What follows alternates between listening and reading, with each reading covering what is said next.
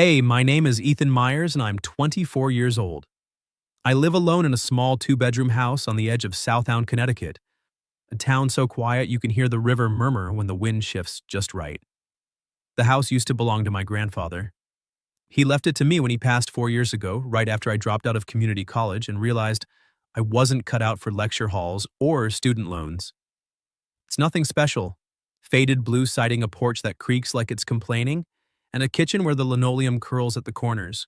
But it's mine paid off with the last of Grandpa's savings, and that's more than most people my age can say. I make a living doing whatever needs fixing. Plumbing mostly leaky faucets, burst pipes, the occasional backed up toilet in one of the old colonials downtown. On slow days, I'll swap out light fixtures for Mrs. Gladys next door, or haul junk to the dump for whoever tips in cash. It's honest work keeps my hands busy and my mind from wandering too far back to the things I'd rather forget. My mom lives 3 states away with her new husband. We talk on birthdays, send the occasional text. Dad, haven't heard from him since he missed my high school graduation. The only steady relationship I've had in years ended when my ex Jenna decided a guy with no 5-year plan wasn't worth the rent on her new apartment. She left the key on the counter and a note that said, "I need more than potential." I didn't blame her. I still have the key in a drawer somewhere next to a stack of unpaid credit card statements. I'm chipping away at $20 at a time. Most nights I come home, heat up whatever's in the fridge, and fall asleep to the sound of late-night reruns. The house feels bigger when it's empty, but I've gotten used to the silence. It's predictable. Safe. That all changed on a Thursday in late October when the sky opened up and refused to close. I was halfway through a beer in an old episode of The Office when my phone buzzed on the coffee table. Unknown number. I almost let it go to voicemail, but the caller ID said, Southound Towers, penthouse.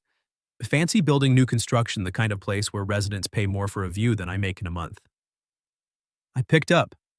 Hello, hi, this is Marianne Hart from 12B. I have a leak behind the sofa. It's getting worse.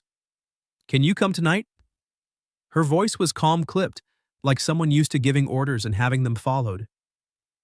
I glanced at the clock, 9:47 p.m., and out the window at the rain hammering the street. Normally I'd say call tomorrow, but the desperation tucked under her politeness was hard to ignore. Give me 20 minutes, I said. I grabbed my toolbox, threw on a hoodie, and drove through sheets of water that turned the windshield into a blur.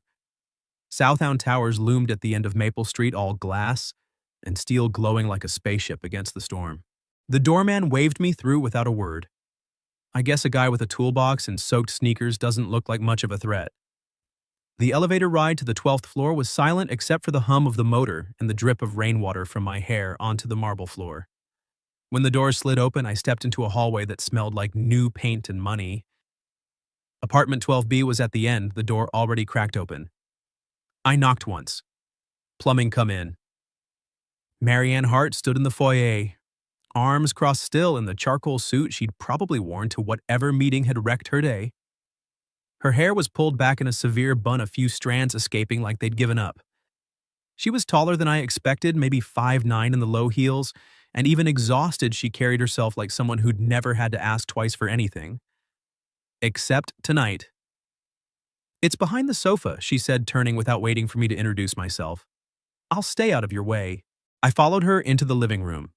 The apartment was massive, open plan, floor-to-ceiling windows, a view of the river that probably cost more than my house. But it was empty in a way that went beyond furniture. No photos on the walls, no books on the shelves, no throw pillows or candles or any of the little messes people leave when they actually live somewhere. Just a single leather sofa, a glass coffee table, and a half-empty bottle of red wine, breathing beside a single glass. The leak was exactly where she said, a steady drip from the pipe that fed the radiator pooling on the hardwood. I set my toolbox down, rolled up my sleeves, and got to work. She stayed on the far side of the room, perched on a bar stool at the kitchen island, staring at her phone like it might bite her. Every few minutes, she'd swipe sigh and set it down again. I kept my head down, focused on the pipe. The silence stretched, broken only by the rain against the windows and the occasional clink of my wrench. When I tightened the last fitting and the drip stopped, I stood up, wiped my hands on a rag, and cleared my throat. All set. Should hold. She looked up, eyes red-rimmed but dry now. Thank you. I'll Venmo you. No rush. I glanced around again, couldn't help it. Nice place. Must be quiet up here. Too quiet. She said so softly I almost missed it. I should have left then. Grabbed my tools, nodded, and disappeared into the elevator, but something about the way she said it, the way the words hung in the air like they'd been waiting years to be spoken, made me linger. You live alone? I asked. She gave a short, bitter laugh. As of last week, yes. The rain pounded harder against the glass. I don't know why I said it. Maybe it was the wine on her breath, or the way the apartment felt like a museum no one visited. Maybe I was just tired of my own empty rooms. Well, if it ever feels too big, you could always crash at my place. It's cramped, the porch leaks, and the neighbor's dog barks at 3 a.m., but at least someone talks back. I meant it as a joke, a dumb throwaway line to cut the tension. I even laughed awkward and too loud in the sterile space. She didn't laugh back, just looked at me with something I couldn't read. Then she nodded once like she was filing it away. I packed up, gave her my card in case the pipe acted up again, and left. The elevator ride down felt longer than the ride up. By the time I got home soaked and shivering, I'd already forgotten the conversation. Or tried to. The next morning, I woke to the sound of knocking. It was 6:47 a.m. The rain had slowed to a drizzle-gray light leaking through the curtains.